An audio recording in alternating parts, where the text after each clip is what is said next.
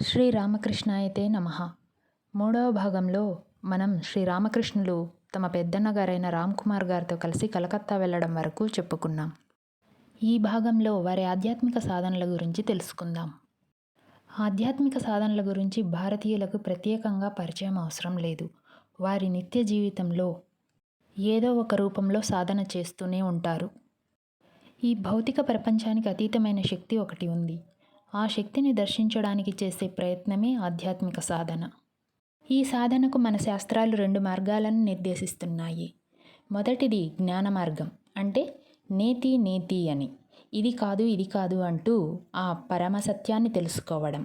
రెండవది భక్తి మార్గం, ఇతి ఇతి అంటే ఇదే అంటూ భక్తి మార్గం ద్వారా ఆ పరమ సత్యాన్ని తెలుసుకోవడం. కొందరు అద్వైత భావనతో సాధన చేస్తారు, మరికొందరు ద్వైత భావనతో సాధన చేస్తారు. సర్వజీవుల్లోనూ ఆ పరమాత్మను దర్శించడమే అద్వైత భావన. నేను వేరు, మిగతా ప్రపంచం వేరు అన్న భావనతో ఆరాధించడమే ద్వైత భావన. శ్రీరామకృష్ణులు బాల్యంలోనే భావ సమాధి స్థితిని చాలా సులభంగా పొందారు. ఇంతకుముందే ఒక 3 సంఘటనలు మనం తెలుసుకున్నాం. మొదటిది, ఆయనకి 6-7 వయసున్నప్పుడు పొలాల గట్టు మీద వెళ్తున్నప్పుడు నల్లని మేఘాల కింద తెల్లని కొంగల బారులను చూసి ఆయన భావ సమాధిలోకి వెళ్ళిపోయారు. రెండవ మారు కామాక్షిదేవి ఆలయానికి వెళ్తున్నప్పుడు ఆయన భావ సమాధి స్థితిని పొందారు. మూడవ మారు ఒక శివరాత్రి రోజు శివునిలాగా వేషం ధరించినప్పుడు ఆయన భావ సమాధిలోకి వెళ్ళిపోయారు. శ్రీరామకృష్ణుల పెద్దన్నగారైన రామ్ కుమార్ గారు 1850వ సంవత్సరంలో కలకత్తాలో సంస్కృత పాఠశాలను ప్రారంభించారు. ఆ పాఠశాలలో తనకు సహాయంగా శ్రీరామకృష్ణులు కూడా పనిచేయాలని ఆయన కోరుకున్నారు. కానీ గురుదేవుల మనోభావం వేరుగా ఉంది. ఆయనకు పొట్టకూటి కోసం చదివే చదువులన్నా నచ్చవు, ఆ సంపాదన కోసం చేసే పనులు ఉద్యోగాలన్నా కూడా నచ్చవు. ఇక కలకత్తా వచ్చినప్పటి నుంచి శ్రీరామకృష్ణుల జీవితంలో జరిగిన సంఘటనలు చాలా ముఖ్యమైనవి. వాటి గురించి తెలుసుకోబోయే ముందు మనం రాణి రాస్మణి గారి గురించి తెలుసుకోవాలి. శ్రీరామకృష్ణుల జీవిత చరిత్రలో ఈమె చాలా ముఖ్యమైన వ్యక్తి. రాణి రాస్మణి దక్షిణ కలకత్తాలో నివసించేది. ఆమె 44వ ఏట భర్తను కోల్పోయింది.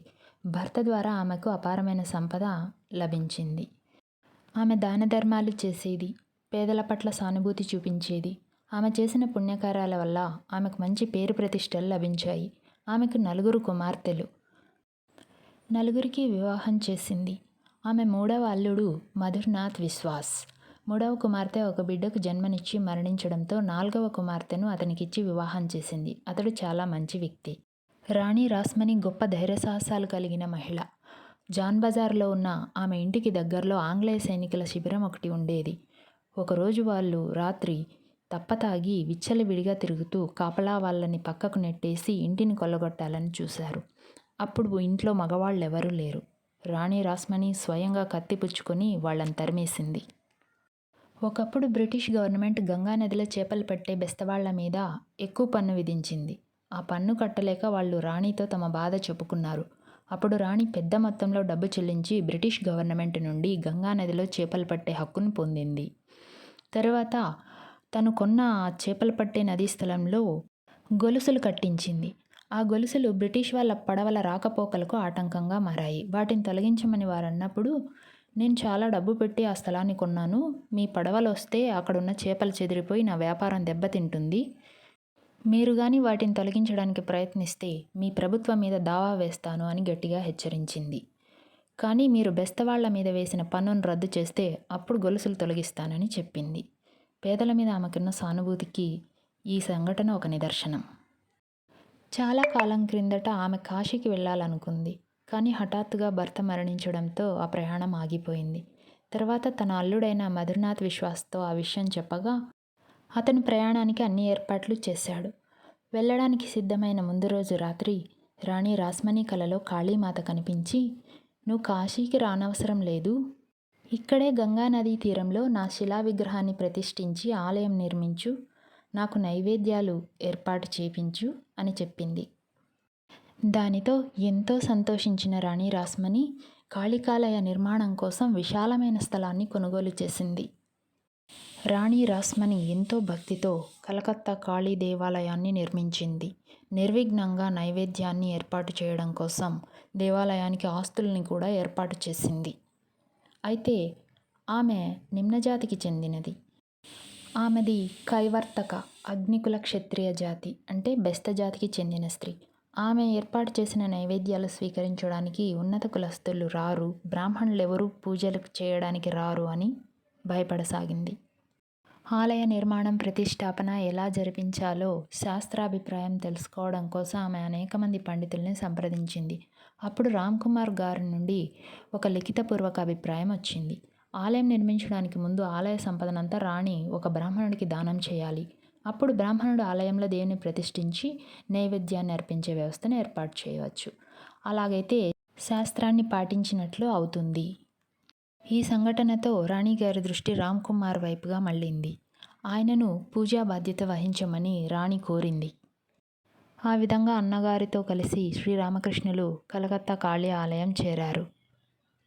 కాళీమాత విగ్రహాన్ని చెక్కుతున్నంతకాలం రాణి రాస్మణి ఎంతో నిష్టగా సాధనలు చేసేది. విగ్రహ ప్రతిష్టాపనకు సరైన రోజు నిర్ణయించడం చాలా ఆలస్యం జరుగుతుండడంతో ఒకరోజు రాణికి కలలో కాళీమాత కనిపించి, ఎన్ని రోజులు నన్ను పెట్టెలో భద్రపరుస్తావు, తొందరగా నన్ను ప్రతిష్ఠించు అని చెప్పిందంట. నిజంగా పెట్టెలో ఉన్న విగ్రహాన్ని చూస్తే చెమర్చి ఉందంట. కాళీమాత విగ్రహ ప్రతిష్టాపన విష్ణుమూర్తికి సంబంధించిన స్నానయాత్ర అనే పండుగ రోజున జరిపించారు. ఆలయ ప్రతిష్టాపన జరిగిన కొద్ది రోజుల్లోనే రాణిగారి అల్లుడైన మధుర్బాబు గారు రామకృష్ణుల పట్ల ఎంతో ఆకర్షితులయ్యారు. రామ్కుమార్ గారు శ్రీరామకృష్ణులకు వివిధ దేవతల పూజా పద్ధతులన్నీ నేర్పించారు. రామ్కుమార్ గారు శ్రీరామకృష్ణుల కన్నా 32 సంవత్సరాల వయసులో పెద్దవారు. అకస్మాత్తుగా ఆయన మరణించడం జరిగింది. శ్రీరామకృష్ణుల మేనల్లుడు హృదయ్. అతనికి శ్రీరామకృష్ణుల పట్ల అమితమైన ప్రేమ ఉండేది. శ్రీరామకృష్ణులు భావసమాధి స్థితిలో ఉండేటప్పుడు ఆయనకి శరీర స్పృహ ఉండేది కాదు. అప్పుడు హృదయే ఆయన మంచి చెడ్డలు చూసుకునేవాడు. కలకత్తా కాళీ ఆలయాన్ని, ఉపాలయాలను కలిపి దక్షిణేశ్వర ఆలయాలు అంటారు. మొదట శ్రీరామకృష్ణులు దక్షిణేశ్వర ఆలయాలలో రాధాకాంత ఆలయంలో పూజారిగా పనిచేశారు. అక్కడ ఒకమారు పొరపాటున కృష్ణుని పాదం విరిగిపోతే ఆయన ఎంతో చాకచక్యంగా దానిని అతికించారు. కాళికా ఆలయం చుట్టూ చిట్టడివిలాగా చెట్లు ఉండేటివి. దాన్ని పంచవటి అంటారు. ఆ పంచవటి ప్రాంతంలోనే శ్రీరామకృష్ణులు ఆధ్యాత్మిక సాధనలు చేశారు. ఆలయం మూసేసిన తర్వాత రాత్రిపూట పంచవటిలోకి వెళ్ళి రామకృష్ణులు సాధనలు చేసేవారు. రాణిగారి అల్లుడైన మధుర్బాబు అభ్యర్థన మేరకు శ్రీరామకృష్ణులు కాళీమాత పూజా బాధ్యతలను స్వీకరించారు. శ్రీరామకృష్ణుల పూజా విధానం మధుర్బాబు గారిని ఎంతో ఆకర్షించింది. శ్రీరామకృష్ణులు ఏ దేవీ దేవతనైనా పూజించేటప్పుడు సాక్షాత్తు ఆ దేవీ దేవత తన ఎదురుగా ఉన్నట్టుగానే పూజించేవారు. నైవేద్యం కూడా నిజంగా భగవంతుడికి తినిపిస్తున్నాను అన్న భావనతోనే చేసేవారు. శ్రీరామకృష్ణులు కాళీమాత దర్శనం కోసం ఎంతో పరితపించేవారు. రాంప్రసాద్ అని అంతకుముందు కాలంలో ఒక గొప్ప కాళీ భక్తుడు ఉండేవాడు. ఆయనకు అమ్మవారు దర్శనమిచ్చారు. అందుకని శ్రీరామకృష్ణులు, రాంప్రసాద్కు దర్శనమిచ్చావు కదమ్మా, నాకెందుకు ఇవ్వవు అంటూ ఎంతో ఏడ్చేవారు. ఇక ఇప్పుడు చెప్పబోయేది శ్రీరామకృష్ణుల జీవితంలో జరిగిన అద్భుతమైన సంఘటన, మొట్టమొదటి దివ్య దర్శనం. ఈ సంఘటన గురించి వారి మాటల్లోనే విందాం. అమ్మను చూడలేకపోతున్నానన్న వ్యధతో నా హృదయం దుర్భర వేదనకు గురయ్యేది. తడిబట్టను పిండినట్లుగా నా హృదయాన్ని ఎవరో మెలిపెట్టినట్లుగా అనిపించేది. ఈ జన్మకు ఇక అమ్మ దర్శన భాగ్యం లభించదన్న బాధతో నేనెంతగానో పరితపించేవాడిని. ఆ బాధ దుర్భరమైపోయింది. నాకు బతకాలనే ఆశ సన్నగిల్లింది. అమ్మను చూడని ఈ బ్రతికెందుకు అనిపించింది. ఆ స్థితిలో అమ్మ గుడిలో ఉన్న ఖడ్గం మీద నా చూపు పడింది. దాంతో ఆ క్షణంలో నా జీవితాన్ని అంతం చేసుకోవాలనిపించింది. వెంటనే పిచ్చిగా వెళ్ళి ఆ ఖడ్గాన్ని చేతిలోకి తీసుకున్నాను. అంతే, ఒక్కమారుగా అమ్మ అద్భుత దివ్య దర్శనం కలిగింది. నేను దేహస్మృతిని కోల్పోయి నేల మీద పడిపోయాను. బాహ్య ప్రపంచంలో ఏం జరిగిందో ఆ రోజు మరురోజు కూడా ఎలా గడిచాయో నాకు తెలియదు.